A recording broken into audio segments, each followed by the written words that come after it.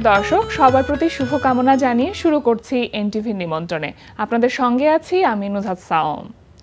দর্শক, এনটিভির নিমন্ত্রণে অনুষ্ঠানটি শুক্রবার ছাড়া সপ্তাহের প্রতিদিন সকাল 9:30 এনটিভির পর্দায় দেখতে পাবেন।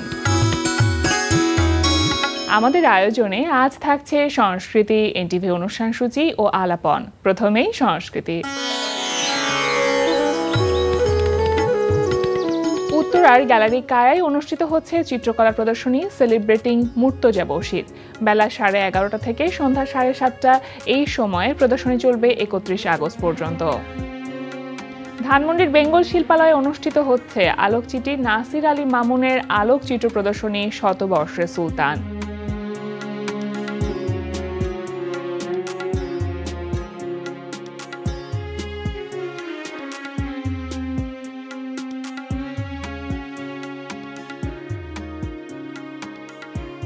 প্রতিদিন বিকেল 4টা থেকে রাত 8টা এই সময়ে প্রদর্শনী চলবে 7 সেপ্টেম্বর পর্যন্ত। এবার এনটিভি অনুষ্ঠান সূচি। এবার জানিয়ে দিচ্ছি এনটিভির আজ রাতের বিশেষ বিশেষ অনুষ্ঠানগুলির সময়সূচি। সন্ধ্যা 6:15 থাকছে সমসাময়িক বিষয় নিয়ে অনুষ্ঠান সংলাপ প্রতিদিন।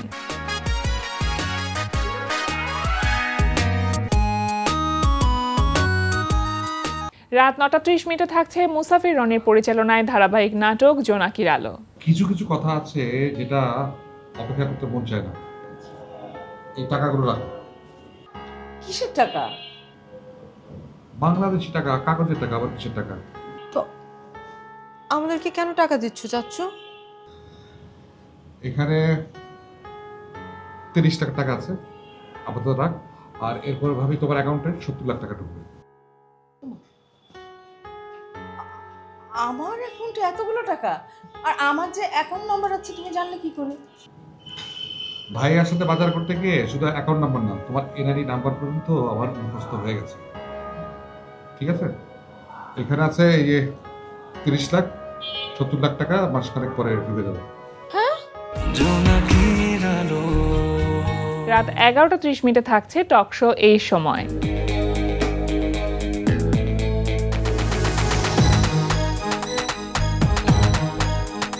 এই ছিল এনটিভির আজ রাতের বিশেষ বিশেষ অনুষ্ঠানগুলির সময়সূচি। এবার আলাপন।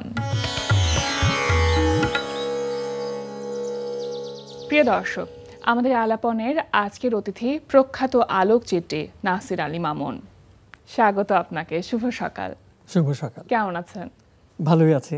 এস এম সুলতানের জন্মশতবার্ষিকীর এই ক্ষণে বেশ আনন্দে আছে।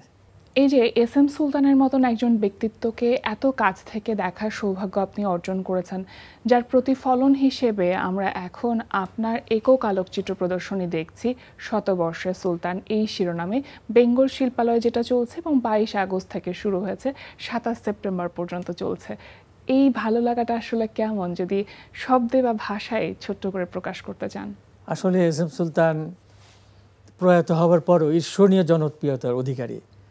এই যে 22 তারিখে বেঙ্গল শিল্পালয়ে বেঙ্গল ফাউন্ডেশন এবং এইচএসবিসি ব্যাংক লিমিটেড এদের যৌথ আয়োজনে প্রদর্শনীটা হলো, এটাতে ডাইভার্স ব্যাকগ্রাউন্ডের অনেক তরুণ তরুণী, অনেক দর্শক এসেছিল এবং আমি অত্যন্ত আনন্দিত এই ভেবে যে এস এম সুলতানকে মানুষ কোনোদিন ভুলতে পারবে না। তার যে জীবন দর্শন এবং তার শিল্পকর্ম কোথায় যেন এক হয়ে যায়। এত বড় মাপের শিল্পী যে মৃত্যুর পরেই উনি মনে হচ্ছে যে উনি আনফোল্ড হচ্ছেন। কিন্তু একজন আলোকচিত্রী হিসেবে আপনার ভালো লাগার জায়গাটা কেমন? আপনি আসলে কেমন অনুভব করছেন? আমি যতটুকু তার সম্পর্কে জানতাম 70-এর দশকের মাঝামাঝি, যখন তিনি শিল্পকলা একটা প্রথম প্রদর্শনী করলেন 76 সালে, তার 2 বছর পরে তার নড়াইলের চিত্রা নদীর পাড়ে মাসিমদিয়া গ্রামে গেলাম। দেখলাম যে এই যে একটা মিস্টেরিয়াস বাড়ি, পোড়ো বাড়ি এবং আলো আধারের মধ্যে কিভাবে সে আমাকে রেসপন্স করবেন, যিনি সাপ পোষেন, পশু পাখির সঙ্গে বসবাস করেন। যখন ক্যামেরায় ফোকাস করলাম তখন দেখলাম যে শিশুর মতো উনি আমাকে সময় দিচ্ছেন এবং কখনো বলা হয়নি যে আপনি এদিক তাকান, এরকম করেন। জীবন থেকে নেওয়া সব ছবি। আপনার মানে যে কোনো মানুষকে যখন আপনি ছবি তুলতে চান, কখনোই আসলে ওরকম থাকে না যে ক্যামেরায় পোজ দিয়ে ছবি তুলতে হয়। আপনি তো জীবনটাকেই তুলে আনবার চেষ্টা করেন। এস এম সুলতানের কতগুলো আলোকচিত্র আপনার কাছে ছিল সংগ্রহে? আমি প্রায় এস এম সুলতানের 2000-এর মতো ছবি তুলেছিলাম, কিন্তু এত বছরে বহু নেগেটিভ নষ্ট হয়ে গেছে। যেগুলো অপ্রকাশিত, যেগুলো কোনোদিন কাউকে দেখাতে পারিনি, প্রিন্টও করিনি। আচ্ছা, এখন শতবর্ষ করতে গিয়ে যখন নেগেটিভ হাত দিলাম তখন দেখলাম যে 400-450 মতো নেগেটিভ আছে। আচ্ছা। সেগুলি থেকে আমরা 108টি ছবি এই বেঙ্গল শিল্পালয়ে প্রদর্শিত হচ্ছে। তো সেগুলোর ভেতর থেকে 108টি ছবি, এই বাছাই প্রক্রিয়াটা কেমন ছিল? মানে জন্মশতবর্ষ উপলক্ষে সুলতানের জন্য বা সুলতানকে ট্রিবিউট করতে গিয়ে 108টি ছবি বাছাই করা নিঃসন্দেহে খুব কঠিন এবং চ্যালেঞ্জিং ছিল। সেই কাজটি কিভাবে করেছেন? এটা আসলে বাছাই প্রথমে আমি করলাম, করতে গিয়ে দেখলাম যে ছবি প্রায় 275টি ছবি। বেঙ্গলকে বললাম, ওরা বললো যে 100তম জন্মশতবার্ষিকী, আপনি 100টা ছবি বাছাই করেন। আমি বললাম যে আমি তো পারবো না ভাই, প্রত্যেকটা ছবি একটা ইমোশনাল জড়িত, একদম গল্প আছে গল্পের মধ্যে। প্রত্যেকটা ছবিতে হাত দিলে মনে হয় নড়েচড়ে উঠছে, ছবি থেকে ওনার বেড়াল বেরিয়ে আসছে, ওনার পাখি জীবজন্তুগুলি আওয়াজ করছে, এগুলো আমি সব শুনতে পাই।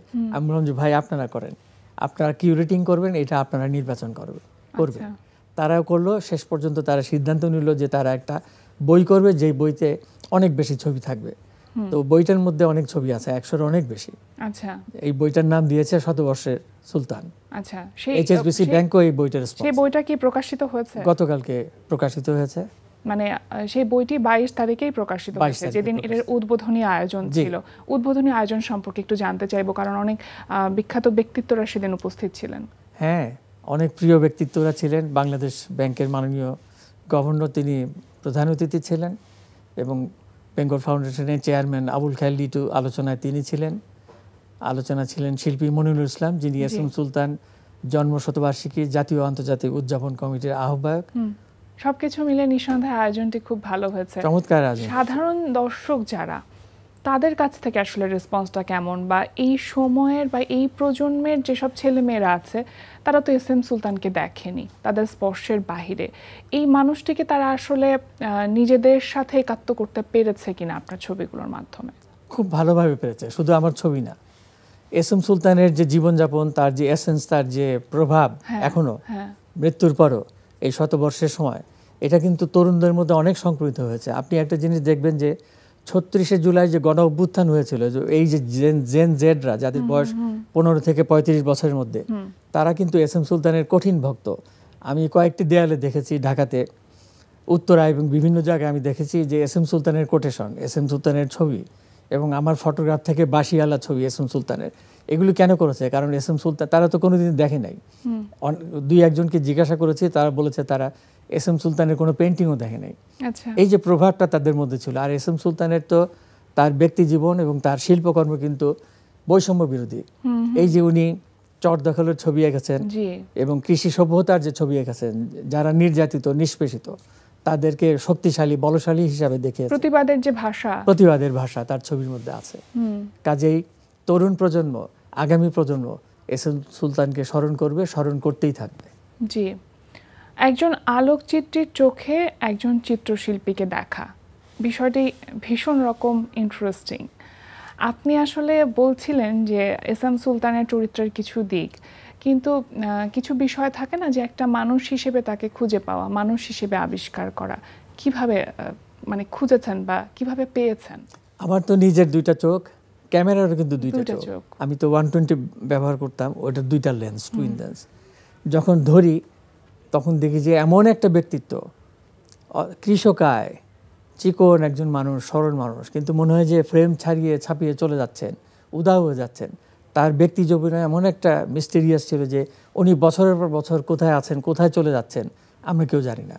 এমনকি ছবি যখন প্রদর্শনী হয়েছে তার বিভিন্ন সময়, ছবির উদ্বোধনী অনুষ্ঠানের পরে ছবি ফেলে উনি উধাও, আয়োজকরা জানেন না উনি কোথায়।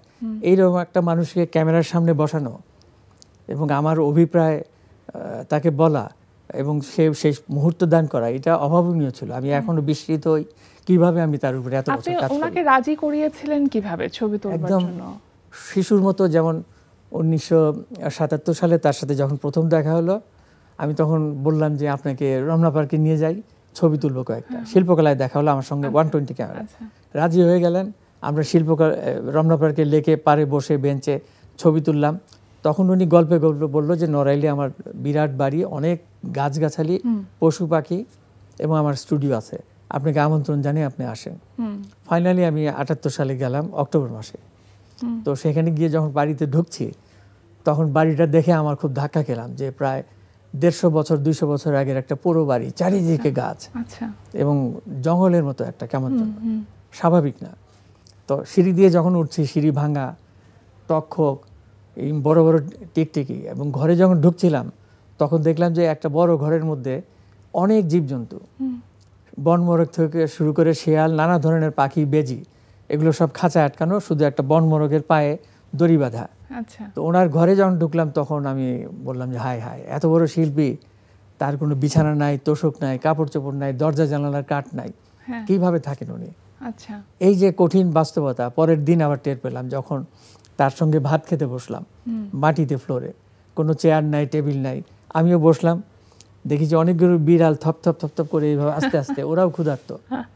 তখন উনি বলছেন স্মিত হেসে, আমার এই ছবিটা অনেক বড় আকারে এই প্রদর্শনীতে আছে বেঙ্গল ফাউন্ডেশনের, বেঙ্গল শিল্পালয়ে, বলছেন যে মেহমান ঢাকা থেকে এসছে, তোদেরকে আজকে খেতে দিতে পারছি না, কালকে খেতে দিব, মেহমানকে ডিস্টার্ব করিস না।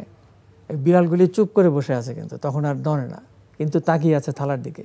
এই দৃশ্য দেখে সেই 74 সালের দুর্ভিক্ষের কথা আমার মনে পড়ে গিয়েছিল এবং আমার চোখ ছলছল করে উঠেছিল যে উনি স্মিত হেসে বলছেন, কিন্তু ঘটনাটা, পরিস্থিতিটা দারিদ্রতা, এই যে দরিদ্র আমরা, এটার বিরুদ্ধে তো তার সংগ্রাম ছিল, তার ছবি আঁকা সবকিছু, তখন বুঝতে পারিনি।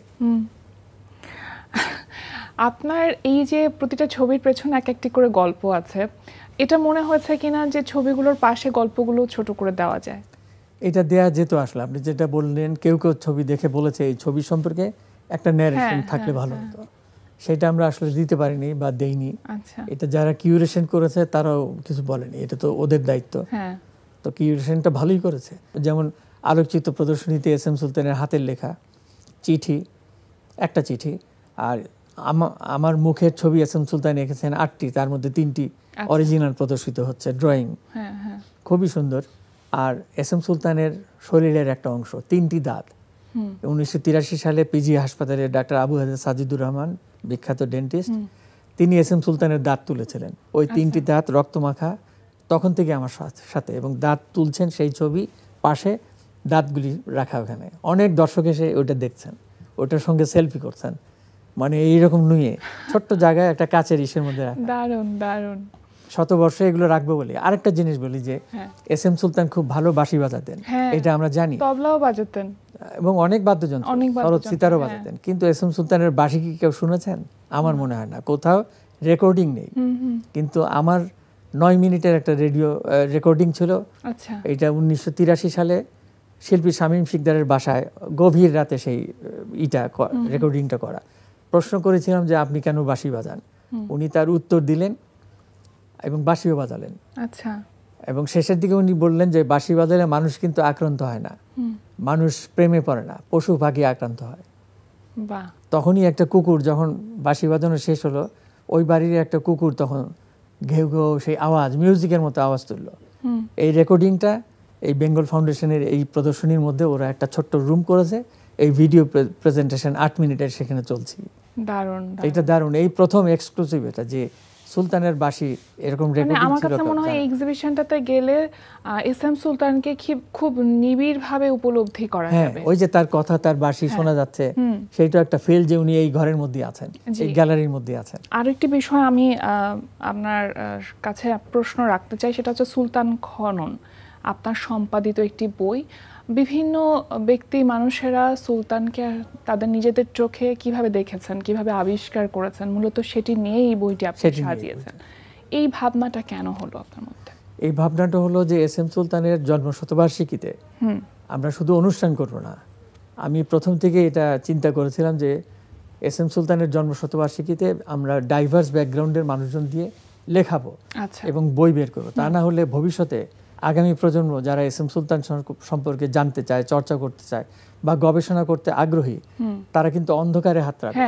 সেই জন্য আমরা যারা এস এম সুলতান দেখেছি, জানি, বই রেখে যাব। সেই জন্য আমরা এই প্রথম জন্মশতবার্ষিকীর অনুষ্ঠানে একটা প্রবন্ধ পাঠ করালাম। সেটা ঢাকা বিশ্ববিদ্যালয়ের অধ্যাপক শাহমান মৈশান, তিনি দুর্দান্ত লিখেছেন এস এম সুলতানের নানা দিক নিয়ে, তার জীবন, দর্শন, শিল্পকর্ম নিয়ে তিনি তাত্ত্বিক আলোচনা করেছেন, মৌলিক একটি প্রবন্ধ এই বইটার মধ্যে ছাপা হয়েছে। আচ্ছা, এস এম সুলতানের জন্মশতবার্ষিকী উপলক্ষে প্রায় 2 বছরব্যাপী নানানমুখী আয়োজন চলছে। এই যে 2 বছরব্যাপী বিভিন্ন রকম আয়োজন, এটা আসলে এটার উদ্দেশ্যটা কি, বা সাধারণ মানুষ এখানে কানেক্ট করে এক্ষেত্রে সাধারণ মানুষ আসলে এখানে কিভাবে উপকৃত হবে? আচ্ছা, এস এম সুলতান জন্মশতবার্ষিকী, উনি এমন একজন শিল্পী, তার জীবনটা এমন ভাস্টনেস, একদম বিশাল, মানে কোনো এই দিক থেকে ওই দিক, কোনো ইনফিনিটিও নাই এরকম। কাজেই ওনাকে প্রকাশ করবার জন্য, বুঝবার জন্য আমরা দীর্ঘমেয়াদী চিন্তা করলাম যে তার উপরে আমরা অন্তত 6টা বক্তৃতামালা করব, লিখিত প্রবন্ধ, গবেষণামূলক, এবং সেই প্রবন্ধ এই বইয়ের মধ্যে প্রথম। আরও 5টা আমরা করব বিভিন্ন সময়ে, এবং অনুষ্ঠান আমরা আসলে ওইভাবে করব না, কিন্তু এগুলি অনুষ্ঠান করেই করতে হবে অডিয়েন্স ডেকে, এবং যাতে আগামী প্রজন্ম তাদের জন্য একটা ট্রেন্ড সেটার হয়ে থাকে যে বাংলাদেশের বিভিন্ন ক্ষেত্রের অত্যন্ত নক্ষত্র মানব যারা, যাদের শতবার্ষিকী আসবে সামনে, আগামী প্রজন্ম যাতে এইভাবেই তাদেরকে পালন করে, সম্মান করে, শুধু অনুষ্ঠান করে না, বই করে, গানের মাধ্যমে নানাভাবে স্মরণ। আর টেক্সট অত্যন্ত গুরুত্বপূর্ণ। আপনি যদি টেক্সট রেখে না যান, তাহলে আপনি সুলতান সম্পর্কে ইন্টারনেটে অনেক কিছু আছে, ভুল, অনেক, তারপরে অর্ধসত্য, সত্য, এরকম। এগুলি আমরা যারা জীবিত, আমরা দেখেছি, আমাদেরই দায়িত্ব এগুলি সম্পর্কে লিখে যাওয়া, সত্য ঘটনা লিখে যাওয়া, কাহিনী লিখে যাওয়া। যেই মানুষটি নিজের জীবনকে আড়াল করে রাখতেন, তাকে উদ্ধার করা খুব সহজ নয়। কাজেই আমি মনে করি যে এস এম সুলতান সম্পর্কে জানতে হলে আরো 50-100 বছর পার করতে হবে। তার জীবনটাও একটা আর্টওয়ার্কের মতো, শুধু তার জীবন না, তার ঘর বাড়ি, তার ছবির মধ্যে যে জীব জন্তু, পশু, গরু, বাছুর, সবই কিন্তু আর্ট। আচ্ছা, এস এম সুলতান কখনো তার কোনো আক্ষেপের কথা, দুঃখের কথা বা কষ্টের কথা আপনার সাথে শেয়ার করেছিলেন? কোনোদিনও ওনার ব্যক্তি জীবনের কোনো কষ্টের কথা উনি বলেন নাই। 2টা বলেছিলেন। একবারই একটা এলিজাবেথের কথা, যেটা কাশ্মীরে উনি প্রায় 9 মাস তার সঙ্গে কাটিয়েছিলেন, এবং 47 সালের যে 13ই আগস্ট, সেই দিন গোলাগুলি হচ্ছিল কাশ্মীরে, যেখানে উনি ছিলেন, ডাল লেকের পারে তিনি থাকতেন, ওই তার বান্ধবীর সাথে, ব্রিটিশ বান্ধবী, উনিও আর্টিস্ট ছিলেন, উনি ভ্রমণ করতে এসেছিলেন। ওই যুদ্ধের মধ্যে উনি আটকা পড়ে গিয়েছিলেন। ওর মধ্যে সব লাহোর ওয়াঘা বর্ডার এরকম উর্দুতে চিৎকার করছে এবং গোলাগুলি হচ্ছে। অনেক লোক দৌড়ে গিয়ে ট্রাকে উঠছে, সুলতানেরও কিছু করার ছিল না, উনি ট্রাকে উঠে গেলেন। সে ট্রাক নিয়ে গেল লাহোরের ওয়াঘা বর্ডারে। তারপরে তো উনি পাকিস্তানে ঢুকলেন। ওই দিন পাকিস্তান স্বাধীন হয়েছে, এটা হয়ে গেছে একদিন আগে। 15ই আগস্ট উনি নামলেন ওই ট্রাক থেকে ওয়াঘা বর্ডারে। দেখেন যে জীবন কি, ওইটা ফেলে এসছেন, ওই পেছন দিকে কিন্তু আর তাকান নাই। এবং আরও অবাক কাণ্ড, 50 সালে যখন উনি পাকিস্তানের একজন প্রতিনিধি নিউ ইয়র্কে গেলেন আমন্ত্রিত হয়ে, সেখান থেকে যখন লন্ডনে গেলেন, তখন এই ব্রিকলেনের কাছাকাছি একটা জায়গায়, পুরনো একটা চার্চে, তার এক বন্ধু, জাহাজের খালাসি, সিলেট বাড়ি ওনার, নামটা এই মুহূর্তে মনে পড়ছে না, একটা চার্চে নিয়ে গেলেন যে ওখানে পিয়ানো বাজা, দারুণ বাজা এটা। সুলতান তো গানেরও পাগল ছিল। যখন ওই পিয়ানো শুনতে গেলেন, তখন এস এম সুলতান পিছন দিক থেকেই বুঝতে পেরেছিলেন যে এটা ওই এলিজাবেথ। পিছন দিক থেকে পিয়ানো যে বাজায়, তো পিছন দিকে, পিঠটা পিছন দিকে থাকে। তখন সে পালাচ্ছিলেন। ওই খালাসি তাকে ধরে, যে না, আপনি একটু থাকেন এখানে, আপনার সাথে এই ফাদারের সাথে যোগাযোগ করাই দিব। উনি জানতেন না ঘটনাটা। সুলতান ভাইয়ের সাথে যখন তার কথা কাটাকাটি হচ্ছিল, তখন ওই মঞ্চ থেকে ভদ্রমহিলা এলিজাবেথ, উনি তো কণ্ঠশুনি বুঝে গেছেন যে এটা এস এম সুলতান। উনি ওইখান থেকে লাফিয়ে দৌড়ে এসে 2জন জড়িয়ে ধরলেন। এই যে দৃশ্য, এগুলো বলার মতো না। আমি নুরুল আলম আতিককে এগুলো বলেছি যে আপনি যে লাল ফিল্ম করতে যাচ্ছেন, এই দৃশ্যটা করতে পারেন কিনা দেখেন। আসলে আরেকটা ঘটনা যেটা বলছি, যেটা আফসোসের কথা, উনি শিশুদের নিয়ে খুব আফসোস করতেন যে ওরা না খেয়ে সকালে উঠে কান্না করে, ওদের জন্য আমরা কিচ্ছু করতে পারি না, ওদেরকে তো দেখা দরকার, খাওয়ানো দরকার, ওদের আর্ট শেখানো দরকার। এই যে এটা খুব উনি দুঃখ পেতেন, বেদনা হতেন। শিল্প একজন মানুষকে প্রকৃত মানুষ হিসেবে তৈরি হতে অনেক সাহায্য করে, এবং আপনাদের মতো মানুষদের সাথে আসলে বসলে গল্প তো শেষ হবার নয়, অনেক অনেক অনেক গল্প। তারপরও চেষ্টা করেছি অল্প কিছু গল্প আজকে আমাদের দর্শকদের সাথে শেয়ার করতে। মামুন ভাই, আপনাকে অসংখ্য ধন্যবাদ আমাদের আয়োজনে আসবার জন্য। আপনার জন্য অনেক অনেক শুভকামনা রইল, আর সবসময় সুস্থ থাকুন, ভালো থাকুন, এই প্রত্যাশা করি। ধন্যবাদ। প্রিয় দর্শক, আমরা চলে এসেছি অনুষ্ঠানের শেষ প্রান্তে। অনুষ্ঠান সম্পর্কে আপনার মতামত জানাতে মেইল করুন এনটিভির নিমন্ত্রণে @ntvbd.com। বিশ্বের যে কোনো প্রান্ত থেকে যে কোনো সময় এনটিভির নিমন্ত্রণে দেখতে ভিজিট করুন আমাদের পূর্ণাঙ্গ ওয়েব পোর্টাল www.ntvbd.com। এছাড়া এনটিভি সব জনপ্রিয় অনুষ্ঠান ও খবরের আপডেট পেতে ভিজিট করুন আমাদের ইউটিউব চ্যানেল ও ভেরিফাইড ফেসবুক পেজে। সবার মঙ্গল কামনায় আজকের মতো এখানেই শেষ করছি। সবাই ভালো থাকুন, সুস্থ থাকুন, সুন্দর হোক আপনার প্রতিটি মুহূর্ত।